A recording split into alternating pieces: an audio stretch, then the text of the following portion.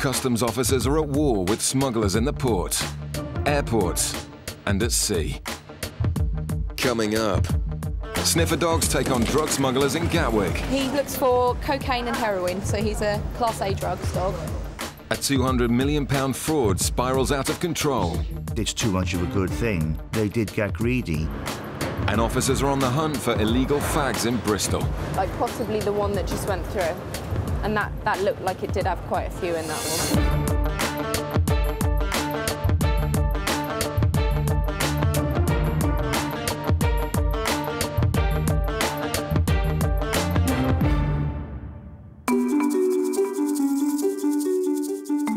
In Bristol, Anne and Erica are on the hunt for tobacco smugglers. This is the Dalaman flight coming from Turkey, currently not in the EU, and the allowance for that is only 200 cigarettes. Tobacco is now so highly taxed, the black market is booming, and nearly 1 in 5 cigarettes smoked in the UK is illegal, either counterfeit or smuggled in illegally, avoiding UK duty. We'll be looking for anything over about 400 really at the moment. Like possibly the one that just went through. And that looked like it did have quite a few in that one, so. Joe stops the passenger, whose attempt to dodge duty looks set to end in tears. Right, basically we've got a female passenger who's come in from Turkey, and she's got 1,800 cigarettes. So what I'm going to do today is seize 1,600 cigarettes off her and give her back 200 as a statutory allowance. I'm not sure how she'd take it. I don't think she'd be too happy, but I don't think she'd be angry. I think she'd be more upset, which is harder usually. I don't mind a bit of anger, but it's just when they cry, which is a bit difficult. As you know, you are over the allowance. The allowance is 200, OK? On this occasion, I'm going to give you the 200 allowance back. That's all I can do. I can't do anything more than that, I'm afraid. So I've just spent all that money on nothing? Sorry? I've just spent all that money on nothing. Well, I'm afraid there's not really a lot more I can do. Can I have 400 now? Sorry? No, you can only have the statutory allowance. I'm afraid just 200. Gives me no pleasure to seize these cigarettes. It's just when it's this amount, I have no choice, I'm afraid. OK? Give you no pleasure to stop. OK. And I just knew. I had a feeling when it pulled through nothing to declare, I thought, uh-oh, he's got me. I could just see the gleam in his eye. I generally felt bad because, although I believe she knew what the allowances were, I still think for anyone it's still difficult to have money taken from you. The passenger seems surprised, but it turns out Joe has caught a regular offender. I've got away with it for about 9 years. Well, I shouldn't have said that because he's just behind me there. It may be a small seizure, but replacing the cigarettes will cost the passenger hundreds of pounds. In Gatwick, the X-ray has picked up a bag with some suspicious contents. It's put back on the carousel while Calvin watches from a distance to identify the bag's owner.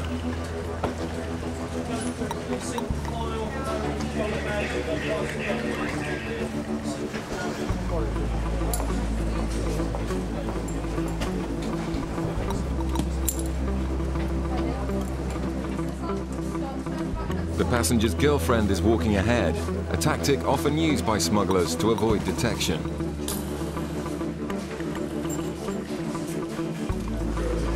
Calvin follows the passenger through the channels, where the Class A drugs dog Rossi gives an indication on the same blue bag. The questions asked by the officers are seemingly obvious, but the answers given can be used to build up a prosecution if anything's found. So is this all your baggage? Is all your baggage, sir? Yeah, and these are bags you took out with you? Yeah. Has anybody given either anything to bring into this country? OK, just have a quick look in the blue bag then. Yeah, just the blue one, is it? We'll start with that one. We'll start with that one. Always start with the bottom one.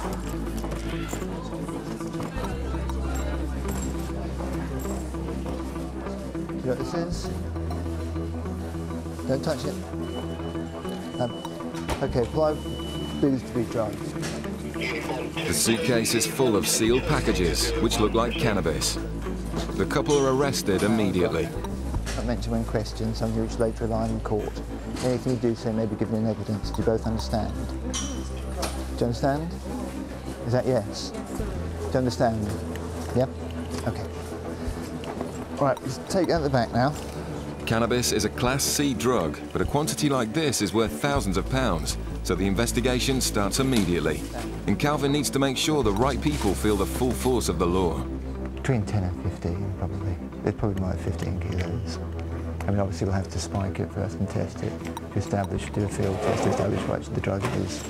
I'm making an assumption at the moment it's cannabis. Okay, and he'll explain your legal rights. Whatever the packages contain, it's not looking good for this suspect. Move you across, okay?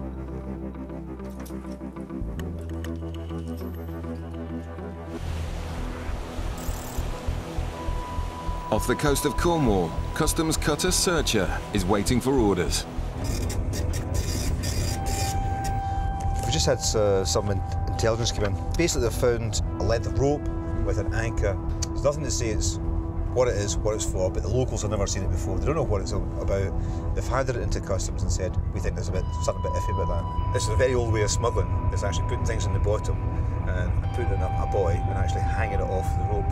It's been doing it here for hundreds of years with brandy in the old days, but it's happened before with drugs. Okay, full speed carry as we can. Searcher's crew man the vessel 24 hours a day, ready to respond to any threat to the UK's borders. With over 5,000 drug seizures a year, the threat's very real, and smugglers use any tricks they can to slip through the net. We're looking at that. Just the green flag. There's another 3 there. There's another 1 there. So the whole place is full. It costs millions to operate these high-powered vessels with their onboard speedboats, but they're at war with well-financed criminal gangs who can make millions from a single importation and are willing to protect their profits with force. We've still got light. We won't have it for much longer. So we'll have to be as quick as we possibly can here to try and get this job done. Have you seen any pots that you don't recognise?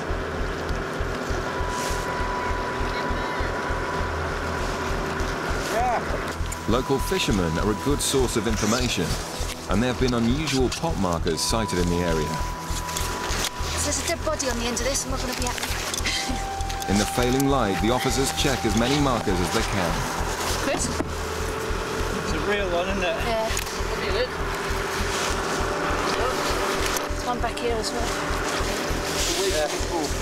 There's one more, Woody. This might be the golden nugget. A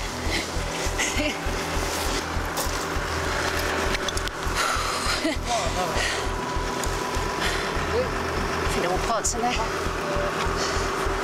What did you say? What do you reckon? Going back in, I reckon. Yeah.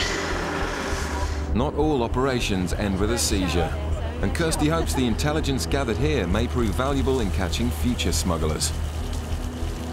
So what we'll do, we'll actually pass that information back inland, and we'll pass it back to intelligence to see whether they can match it with any other activity that's been going on, and potentially keep an eye on that area just to make sure that we know where to find it and what the potential of it is.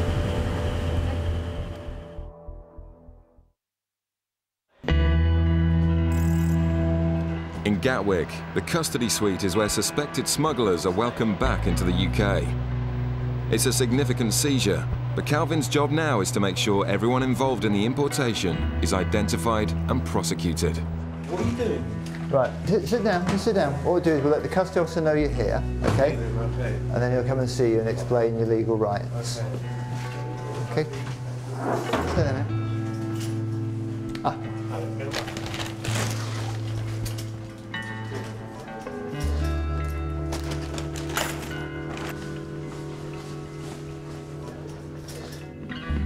Okay, again.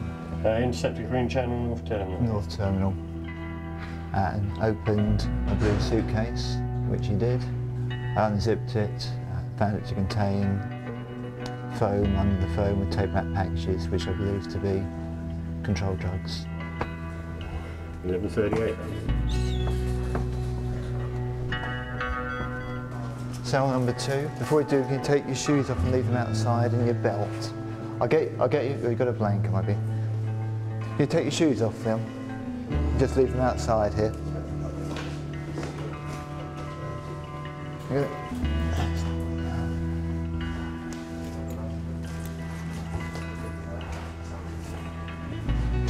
you want any drink of water or anything? Sure? Okay. How about a cigarette? You can't smoke here, I'm afraid. And the name on this bag relates to the female. That will tie her into this bag as well as him. It's unclear who's involved, so the female passenger must also be kept in custody. But it looks like there could be controlled drugs in one of the bags. Do you understand it? Sorry? You know what drug it is? No, I don't know yet. They will find out when they do, they'll let me know. Let you know. We just suspected that they are drugs at the moment. Calvin suspects the packages contain cannabis. And the smell is unmistakable. We check them all just to make sure they all are cannabis rather than we've had concealments before where some have been cannabis and some have been cocaine. They do all contain cannabis. And the weight of the packages is 20.63 kilos. It's a huge amount of drugs off the streets. Still to come, suspected cocaine smugglers in Gatwick. You swab the bag and they tell you whether or not the bag's been contaminated with drugs. Coming up, a positive drug swab means an intimate body search for this passenger. Please don't make any sudden movement. I will be going into your groin at some point. Over 1,000 kilos of cocaine is seized by customs in the UK each year, and Gatwick is a prime point of entry. Sniffer dogs are used on the front line in this fight against Class A smugglers. He looks for cocaine and heroin, so he's a Class A drugs dog. Trace smells or large amounts of that kind of scent, that's what he goes for. This passenger was stopped by immigration officers and has now been brought into customs to be searched. Sniffer dog Rossi picks up a scent from one of his bags and gives the signal to the officers. But picking up a scent isn't enough. Officers must find the drugs before someone can be charged. UK Customs, okay. Is that your bag, yeah? Who paid for your ticket? Yeah, I paid it, but Someone booked it for you, but you gave them the money, yeah? And how do you know this person? How do you know the person who booked it? It's a close friend. He's nervous and his story sounds suspicious. Just take a swab of your bag, your things. It tells me whether or not you've been in contact with drugs at all, okay?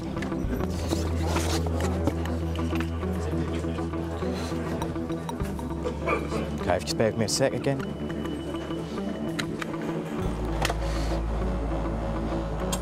Basically, you swab the bag and we have two machines and they tell you whether or not the bag's been contaminated with drugs. Like, it's given a reading now showing that it's picked up particles of cocaine. Could indicate that, one, that they could be a user. At some point there's been drugs within the bag. There's stuff there now or stuff on their person. Obviously you've got to go down every avenue and rule out every avenue. I've got a reading for cocaine from your bag and from your clothes and from your laptop bag. Okay, can I just ask, do you use at all? Huh? Do you use cocaine at all? Have you used cocaine in Trinidad? No, okay. Finding nothing in the bag, Alex requests authority for a body search. Can I have a request for an SOP, please?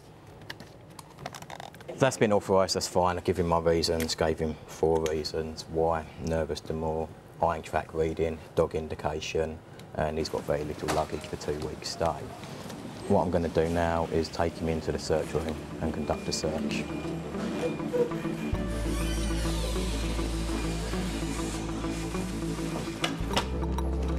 Okay, I'm not going to touch any skin, okay? Got no need to, obviously I can see. If I can just ask you to place your arms out for me, put your palms up into the air, okay? Please don't make any sudden movement. I'm going to do one side at a time. I will be going into your groin at some point, okay? But I will make you aware when I do that.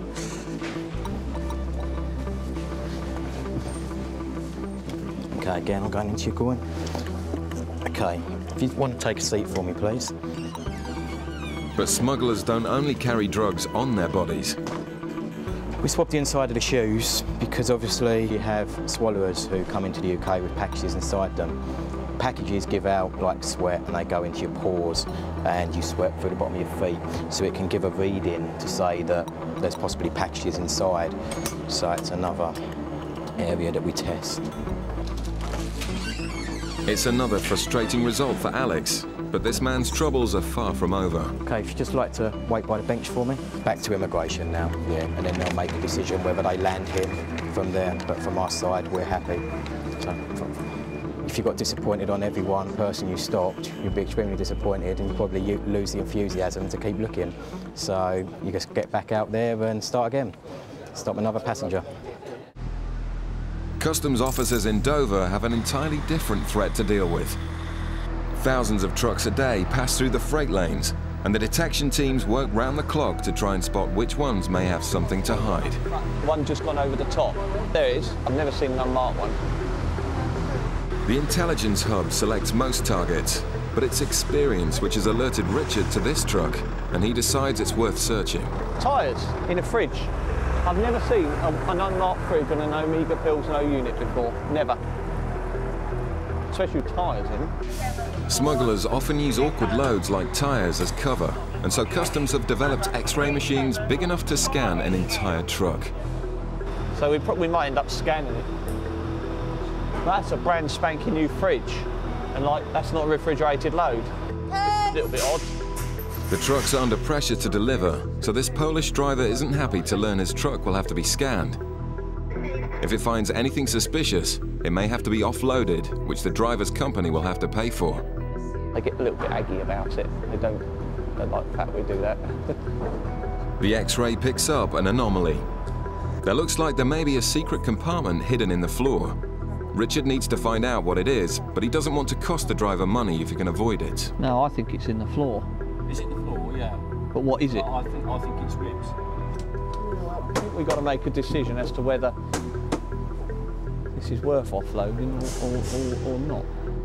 The team are all highly trained mechanics, so Richard decides to try to access the suspicious area from underneath. Customs officers also take on gangs involved in carousel fraud, which steal money from the VAT system. It works like this. Criminals set up fake companies to import high-value goods VAT-free. The goods get exported back out to fake companies in Europe, at which point VAT is reclaimed.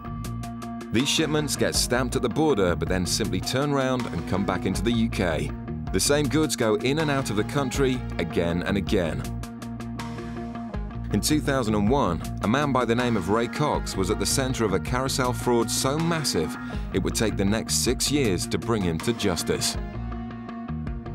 By looking at him and financial profiling of Ray Cox, we basically determined that in a space of 3 years he'd gone from being a pallet repairer to a multi-millionaire. He'd become a major thorn in the side of attacking the UK's VAT system, and we embarked on what became an 8-month-long surveillance operation against Raymond Cox to identify those he was associating with, those he was trading with. We effectively identified a total of 7 people. They were just average people, so they weren't particularly well-educated people, and certainly not with a business background.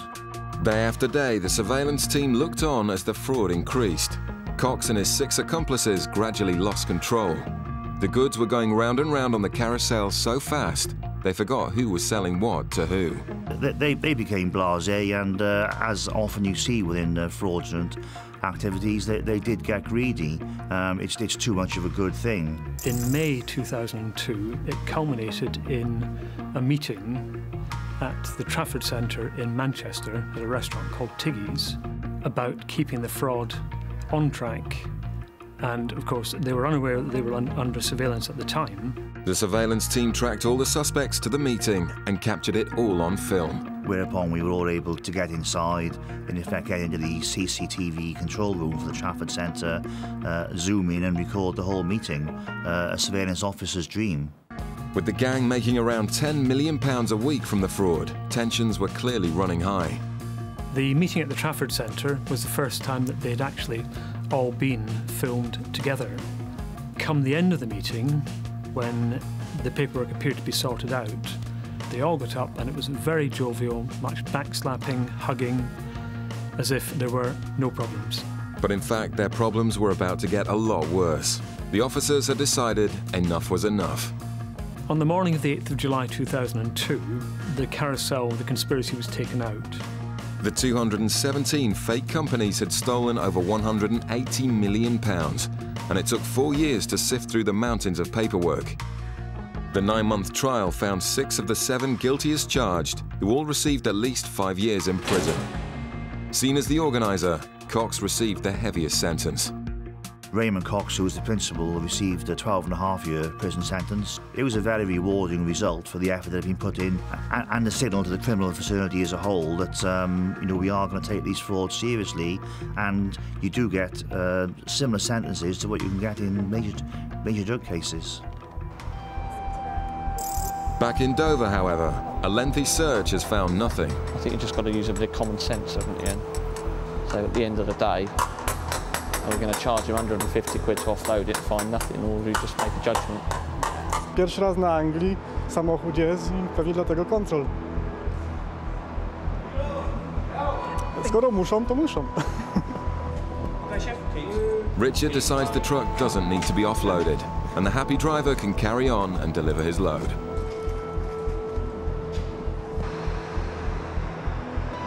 But on the bay next door, a white van has been pulled, and this time it's a hit.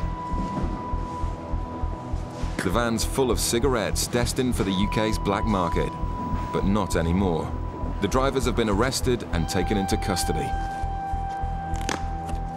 They stopped the vehicle, questioned them, and whilst they questioned the driver, they went in the load and examined the load, and on opening a couple of the boxes in one of the pallets, detected large quantities of cigarettes.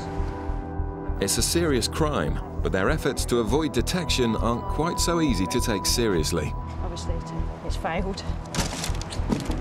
Rather flimsy design in a vain hope that we wouldn't detect these, but it's kind of laughable. But aluminium trays, I don't know whether they were hoping our X-ray eyes wouldn't go through them, or it just seems, you know, at the end of the day, it's a cardboard box with cigarettes in it, and we're going to find them. So. In just one van load, the officers have seized over 1 million illegal cigarettes. The cannabis found in Gatwick was valued at £55,000. The man has since pleaded guilty. The female passenger pleaded not guilty and will stand trial soon.